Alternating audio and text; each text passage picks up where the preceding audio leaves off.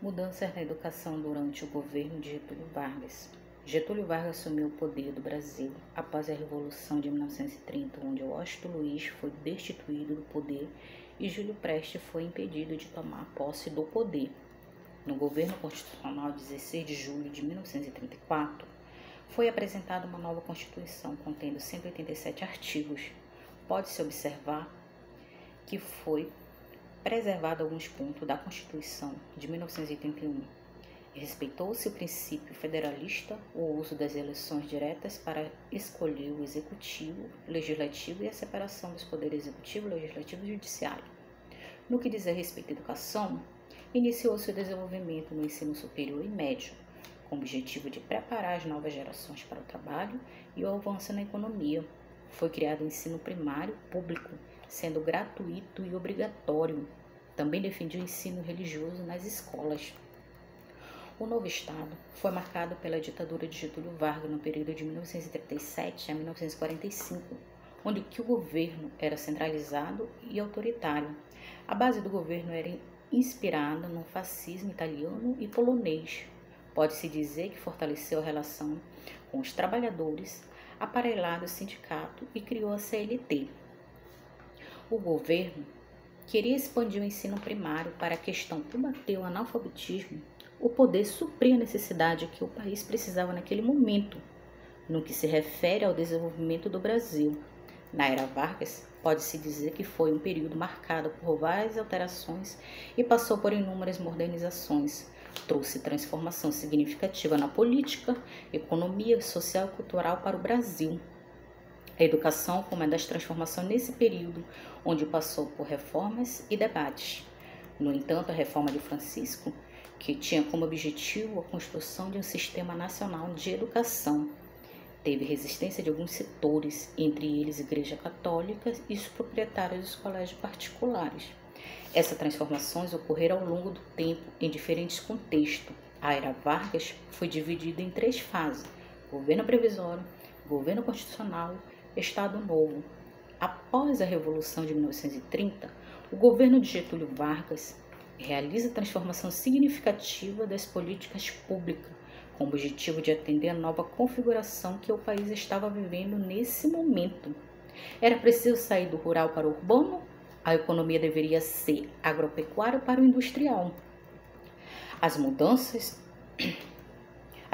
do campo educacional durante a era Vargas, desde a criação do Ministério da Educação e Saúde em 1930, até as reformas educacionais de 1931 e 1942, elaborada pelos ministros Francisco Campos e Gustavo Capanema. A disputa entre os católicos e escolanovistas pelas diretrizes educacionais no Brasil e o uso de propaganda do culto à imagem do presidente em ambiente escolar, o ensino de história, moral e civismo da educação sob invés nacionalista. Em 13 de novembro de 1930, Getúlio Vargas assumiu então o governo provisório. Essa data põe o fim da República Velha. No Brasil iniciou-se a era Vargas. A educação era apontada como um dos pontos-chave do novo governo, cujo principal objetivo consistia em formar um novo homem para atuar em uma nova proposta da sociedade. E sob essa perspectiva que o governo getulista havia como aspecto importante para o desenvolvimento do país. A preocupação voltava-se para o desenvolvimento do sentimento patriótico de uma forma ordenada, constante, vinculando nesses valores as propostas reformistas no campo da educação. A era Vargas, pode-se dizer que a educação foi marcada por intensas transformações, avanços e contradições, onde a ideologia pedagógica sentiria com essa transformação justamente as políticas públicas e as demandas sociais desse período. Ideologia pedagógica dos outros países influenciar a educação na era Vargas foi marcada pela criação do Ministério da Educação e Saúde Pública, a MESP, o Instituto Nacional de Educação e Pedagogia, INEP, Serviço Nacional de Aprendizagem Industrial Nacional, Serviço Nacional de Aprendizagem Comercial, SENAC. Pode-se dizer que essa educação, na era Vargas, foi fundamental na formação de entidade no país. Contribuiu ao desenvolvimento econômico, no social e na resistência política no Brasil. O Manifesto dos Pioneiros da Educação Nova propunha uma série de medidas para a reforma da educação nacional, como obrigatoriedade, gratuidade, laicidade do ensino, autonomia pedagógica nas escolas, a valorização dos professores, a participação dos pais, dos alunos, a diversificação dos cursos, integração entre teoria e prática e a cooperação entre escola e sociedade, entre outras.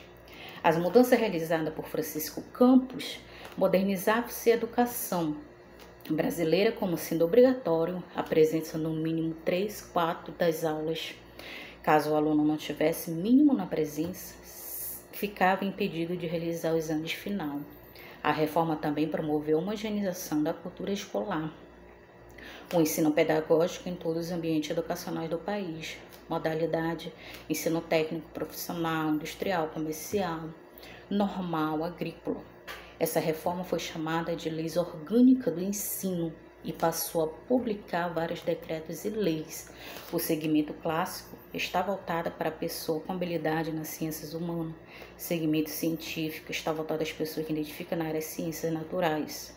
Âmbito teria um currículo semelhante nas seguintes disciplinas: português, francês, espanhol, matemática, física, química, história geral do Brasil, geografia geral do Brasil, filosofia, educação, física. Era obrigatória até os 21 anos de idade. No entanto, essa disciplina de ensino grego era administrada somente para o segmento clássico, enquanto a disciplina de desenho era ofertada para o segmento científico. O compromisso assumido por Getúlio Vargas em melhorar as condições do país, especialmente no que se refere ao campo educacional. A princípio será apresentada a descrição no estudo, abordará a criação de reformas políticas educacionais e na apresentação do estudo abordará como foi cumpridos os decretos estabelecidos para melhorar a educação no Brasil, o método e a técnica utilizada para o levantamento de dados. Foi a revisão literária para realizar o levantamento em artigo sobre políticas educacionais da era Vargas. O governo Getúlio Vargas criou o Ministério da Educação, com o objetivo de organizar a administração educacional no país. Reforma Francisco Campos foi implementada pelo ministro da Educação e Saúde Pública. Reforma Capanema foi liberado por Gustavo Capanema, tendo como principal objetivo a educação profissionalizante, atendendo a demanda necessária para o desenvolvimento industrial do país. Como outros pontos significativos, a educação Vargas pode citar a educação para trabalhadores, promovendo a educação para trabalhadores com clara intenção de melhorar condições de vida e também prepará-lo para o centro industrial do mercado de trabalho. Na era Vargas, pode dizer que a educação teve um papel fundamental no que diz a respeito à formação de identidade nacional, no desenvolvimento econômico, na mobilização social, na resistência política do povo brasileiro. A era Vargas deixou um legado histórico na educação. A história de Vargas para o Brasil é indiscutível. No entanto, o seu legado desperta o amor e ódio por sua condição popular e, por vezes, controversa.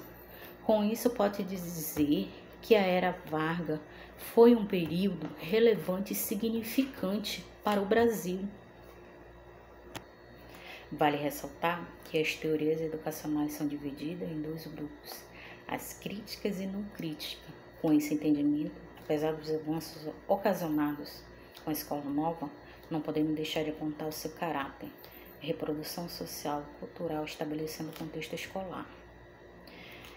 A educação deve servir o Estado, por sua vez, deve seguir ao povo, preparando não apenas para o mundo do trabalho, mas também para uma vida plena de conhecimento, para a liberdade de viver, sem ter que servir ao trem. E essa foi um breve resumo da Era Vargas, que como teve vários avanços no decorrer da história para hoje a educação no Brasil seguir a Era Vargas.